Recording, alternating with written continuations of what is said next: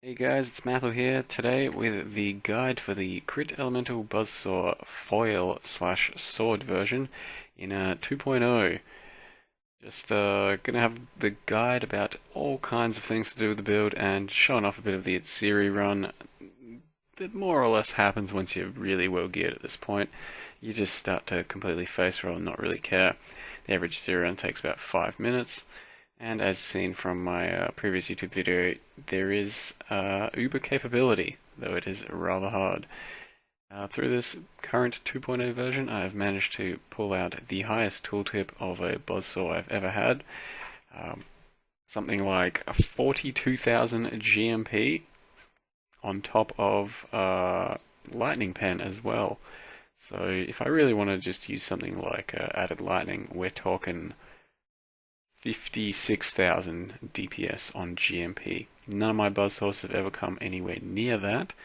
That said, I do believe a Fizz version should be stronger, even if it has lower tooltip DPS, just for the fact that Fizz damage is better. Over here we can also see that my single target tooltip is 65k, as well as a lightning pen as well. So all in all, it makes for a really strong build, and yeah, we'll get straight into some guide action. I'll lay down the stats of the character as it is right now. A level 91. It's a Scion. I decided to choose Scion because I felt it was the strongest starting point for various pathings and dual sockets. I hit 4900 life, which can hit probably about 5100 if I just, for example, divine my belly of the beast to be a bit better, and maybe change a dual socket or so. Realistically, though, you can get a lot more life if you actually want it. I'm comfortable with this amount.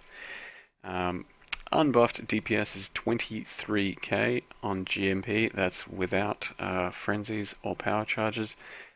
My buff DPS, as I mentioned, about 42k. That's without flask and without Vile Haste. LMP DPS tooltip without buffs goes up to 26.9, so almost 27k. And unbuffed faster attacks is 38k. I mostly use GMP just because it feels best for clearing, and LMP in tougher situations, and faster attacks in the real heavy single target. Character currently has 91% chance to hit, 51 unbuffed crit. It goes up to about 60% with full power charges, and the reason that's still okay is because you make up for it with insane attack speeds. So swords don't have quite as high crit as daggers, but you have decent attack speed and you have access to lots of good attack speed. Aside from that, stats, we got defenses capped pretty comfortably, just a bit under on cold, which is a bit of a shame, but with the right gear, quite easily recapable. My belt's pretty bad. I have 3% life regen, which ends up being 127. So it cancels out pretty much the attacks and most of the blood rage. 35% chance to evade, 30% chance to dodge. That is because I have just taken acro, didn't feel the need to go any further, but you can if you want. And my 35% chance to evade comes mostly from Rat's Nest and my shield. My shield isn't that great, so if you've got a better one, you could get up to 40-45% chance to evade, which is pretty good. So that's the stats basically as they are, with a fairly top tier geared character. So there's not much left that I can improve, and I'll go through my gear shortly. Yeah, so we'll dive into the gear of the character. Just get back to the hideout. Safety of our hideout. So, for starters, my foil is actually quite insane. Now, essentially, when I started this character, I thought daggers or swords, and I ended up just looking at PoE trade and seeing what I could have access to that would put out the strongest character, because it was really down to whatever best weapon I could get. That's the best Crit Ele Buzzsaw I would make. If I had a better dagger, I could have made a better dagger version of the build, because there's not much difference in the way I built the character between swords and daggers. Now this thing Pretty much insane. You'd want weapon early damage over cold damage. I just haven't got around to scouring and putting that on. But this is the foil I was using until then, which costs just a few chaos. They're really cheap to come by. And as you can see, the tooltip goes down to 18k. So we lose 4,000 tooltip just by wearing a significantly worse foil. But it's still really good, and that's still more than enough to take down just about everything in the game. So don't be too stressed if you can't find a foil just like mine. Next up we got Belly of the Beast. I use the Belly of the Beast because the build itself is pretty damn low on life percentage nodes, because I've taken a lot of jewel sockets and just have not gone for a lot of life percent to squeeze in as much damage as possible. So I feel Belly of the Beast complements the build the best, and yeah, in this case the 6 link. We have a Rat's Nest. Pretty self-explanatory, always one of the best choices for crit attack speed type builds. A lot of crit, good attack speed. I highly recommend it. Can go with something else if you really want, but the build's kind of low on crit as is, so getting it as much in as many places as you can is pretty important. My shield is quite average, but it does the job. High life, high evasion, and some resist, that's all you're looking for. Malagaros, of course, they're not the greatest roll either, but they give about the same damage for my character as a pair of face breakers do. So if you can't afford Malagaros, get some face breakers. But the point of Malagaros is that they raise your crit, which gives a bit more of a consistent feel for your character. So Malagaros are the best option, I feel, but you can use face breakers. Can even use some other gloves if you really want. Just a pair of boots with life, couple of resists, and int. Int is pretty hard to come by on the character, so I managed to squeeze it in on these boots. Boots like these are worth nothing, like 3 chaos. And it was also my evasion energy shield slot, just so I could fit in some Curse on Hit, some Herald of Thunders, and Herald of Ice setup. You're going to need to put 3 blues and a green somewhere, and that can be Malagaros, that can be Rat's Nest, but it takes a bit of chroming to do so. Belt, high life, high resist, and wed, they're your priorities. Belt could use some upgrade, but I'm happy with it as is, and I'm not really too keen on spending more. My jewelry is actually fairly solid. There didn't seem to be much of a market for this sort of thing, but ideally you need accuracy on 2 pieces of gear to get the decent attack accuracy ratings like me. 91%. I'd say anything over 85 is pretty decent, but go for at least 90. So 2 pieces of accuracy are really ideal. This ring cost me something like 30 chaos, maybe 20, I can't remember now. Yeah, try and find things without life, that'll make them cheaper, then you can just put some life on it. But accuracy, weapon early damage, added lightning. Those are the things you're looking for on rings, as well as some resists if you can find them, and if you need them on the rings. Remember, the better the other pieces of gear are, then the easier it is to find just pure DPS rings. This ring as well, pretty much the ideal ring. Got some all resist, you can put some life on it, it's got good accuracy, and it's got wed, and it's on a diamond base, which is absolutely ideal. My neck cost me like 2 chaos, because it was just life and crit multi, and then I regaled it, hit all the tributes, put some crit on it, just get as much damage stats as you can on it. Weapon early damage is another big one, but crit multi is worth just a little bit more, so prioritize that one if you have to choose between the two. And once again, int going to be very good to get, because we're very low on int, so you got to fit it in somewhere. 1 instant life flask, 1 recovery life flask. Atziri's promise, that's to get a bit more elemental penetration in. A topaz, and usually I'm using a sapphire as well. It's kind of up to you what you use. A topaz is pretty damn good to have though. It helps against reflect, because most of our damage is lightning. Which of course brings me to the gem setup. Using Spectral Throw and GMP, you can use LMP if you really want to squeeze more damage in and not worry about the range or the size of your split there. LMP is perfectly viable and it'll give you some more damage, so definitely use that if you are lacking in gear. Next order of importance is blood magic. Need that so you can cast your skills and reserve all your mana. The fourth link, of course, weapon melee damage. That's easily your biggest DPS boost, so that is always going to be the fourth link. Now for me personally, my fifth link was Lightning Pen. My sixth link is Life Leech, so it's up to you which of these two you put in as your fifth link, but I was just fine surviving off of a couple of life flasks and going more DPS, but if you're just not quite comfortable with that, use Life Leech as your fifth link and save Lightning Pen for your sixth. So about Lightning Pen though, it's basically the highest DPS next link I can possibly have, because almost all of my damage is lightning. There's still a bit of cold, a bit of fire, but most of it is lightning, and there's nothing else really too great to put in place of this. Added lightning does quite a chunk of damage, but after sussing it out and thinking about it, Lightning Pen is going to give me better damage in most situations, because once you get to the high-end maps like 80 plus, 78 plus, the really high resistant things just become quite problematic for these crit elemental builds if you don't have any penetration.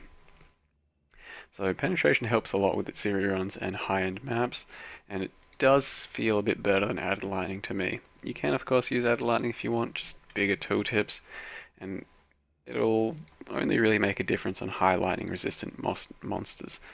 But if you really want, throw in the added lightning, and you end up going up to something like, if we're at 42k GMP, we go up to about 56k GMP pure tooltip.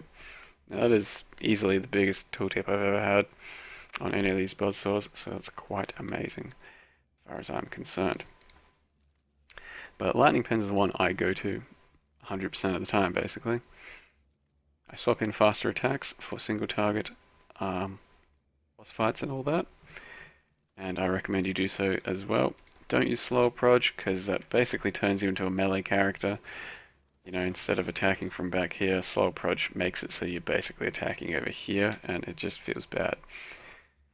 And added cold, that's an option as well, but I like faster attacks a bit more. I think it does more DPS, but it also gives you a faster just chance to crit things, so I like it more. The other option that you might be thinking to yourself is crit damage. Crit damage is actually a completely garbage gem right now. I tried it compared to added lightning, and crit damage is something like half the DPS of added lightning gained. So if I gain, 14,000 DPS from added lightning, crit damage gives me about 7,000. It's really not worth using unless you have, maybe, if you have 95% crit, even then added lightning might actually be better. So that's the main setup, and that's how I've got it working. I recommend you do the same, but play around with it as you want. Besides that, the way we get power charges, of course, Herald of Ice attached to Herald of Thunder with Curse on hit and Assassin's Mark. More often than not, it's going to be the Herald of Ice doing all of the power charging, but Herald of Thunder helps a lot to get just curses on single target monsters like bosses where Herald of Ice won't actually do that. They're also really good DPS boosts, and Herald of Ice is basically your only source of cold damage, which helps shatter mobs and do really good damage. After that we have our Wrath, mine's level 21, which is nice and juicy. Vile Haste attached to increased duration. So Vile Haste used to just burn down bosses or big packs. For the most part, if you're fast enough, you can actually keep up Vile Haste throughout the majority of a map, and if you use it plenty. Then we have Whirling Blades attached to faster attacks, blood magic, and fortify. Now, this build has absolutely insane attack speed, and Whirling Blades has never felt so good. Especially once you get your frenzy charges going and your blood rage, it just becomes absolutely insane, and you get addicted to this playstyle of Spectral Throw and Whirling Blades. On top of that, you get Fortify every now and again, but that said, we also have a single just Frenzy and Power Charge building setup, which goes Frenzy, Fortify, Blood Magic, and Power Charge on crit. I don't use it too often, but sometimes you need to punch things just to keep up your frenzy charges, or if you want to keep up Fortify. It's really useful on things like Atziri and other certain situations. Maybe, what do we got? Curse immune maps, or just certain maps where you can't really run Blood Rage because it's no regen and it feels bad. But, yeah, up to you if you guys want to use a single target frenzy setup or not. And lastly, we have a Summon Golem, Blood Magic, and Blood Rage. Ice Golem, the clear choice for this build. Crit, accuracy, good stuff. And Blood Rage, if you can get quality on it, do so. It's going to be another 5 attack speed. So keeping Blood Rage up is another 20 attack speed. Good DPS buff. And on top of that, gives you your frenzy charges. Now you do mitigate all of that lost life throughout the build's passive tree. From life regen, you end up getting 4%, so that's not a big deal. But if you don't have life leech, then you're going to be degenning slowly with Blood Rage while casting. Which is why you just have to make good use of your life flasks and an Atziri flask to keep yourself up, or life leech. But yeah, it's all good. So that's basically that. Now let's have a look at the skill tree. The old Crit Elemental Buzzsaw went all the way over here and used Disemboweling and some Templar stuff. That's a thing of the past. Disemboweling doesn't work anymore. And I figure the best way to abuse this build is to abuse all the jewel sockets you can to fill out things like crit that you no longer can get. So my jewels, the typical jewel I've got going for me right now is life, projectile damage, and attack speed. Ideally I would have liked crit or crit multi, but this is the type of jewel that seems to be pretty goddamn easy to get. So I've been getting a lot of these. I have one there, I have one there, one there. That's a crit multi instead of attack speed. Same sort of thing. Ideally, we're going for 2 damage mods and a life roll. And one there. Aside from that, I do have a just 3 prop damage roll sort of jewel. So none of my jewels are too insane. None of them are 4 damage props or anything. And yet, we still have really good damage. So there is upgrades to be had. And next we have a static electricity, which does 1 to 82 in this spot, which is basically why I rolled San, so I could go down this way and that way, and figured that was my best DPS upgrade there. And a static electricity that does 1 to 92 here. Now they're pretty important. They are a large portion of our lightning damage that helps with lightning pen as well. And as you can see, if we check exactly how much this one does, 23k, 1 static electricity does 2000 of DPS. That's about 10% DPS from the jewel itself. This one does just a little bit less, but still really good. As compared to, let's say, one of the 2 prop jewels, 23.4, 22.2. So it gives us about 1000 DPS. A static electricity in these places is worth twice that. So, which brings me to the point of leveling. Leveling is really quite comfortable with this build if you have the right things to get yourself going. It's pretty hard to do fresh self-found on a new league, so I wouldn't particularly recommend it, but once you have just a few key items and a bit of currency to spend, it's really fun and really easy. You start out as a Scion and go straight through here, over here, and grab static electricity. So by like level 10 or so, you'll already have a good 1 to 40 damage. You go straight down here, and then grab that. And all of a sudden you have an extra 1 to 90 by like level 15. And from then on, I actually went this way, and then went for this static electricity. So that's the bulk of your damage that you really need for leveling. And that pretty much takes care of the leveling process, on top of things like princess swords. Let me see if I have any to showcase. These, I dual wield these for leveling, which is an absolute godsend. You get them by level 10 and they hold firm till 20, 30, 40. They're really good items and they give you good whirling blade speed. And when you're ready, at level 22, I like to equip this thing, Fidelitas Spike. It is a really good attack speed and really yeah, decent bit of lightning damage early on. So this thing lasted me till about level 40, or until you can find a decent enough foil upgrade, which shouldn't be too soon. Once you hit level 28, get some Waker Distractions, start whirling around. You've got some serious lightning damage behind you. On top of that, grab a Molten Strike. That's going to be a single target. Gold Rim, as always. Make sure you get a pair of Ondar's Clasps as well at level 5. They are quite a lot of attack speed and lightning damage. And then some Aurion Jewelry is really nice to have throughout the leveling process.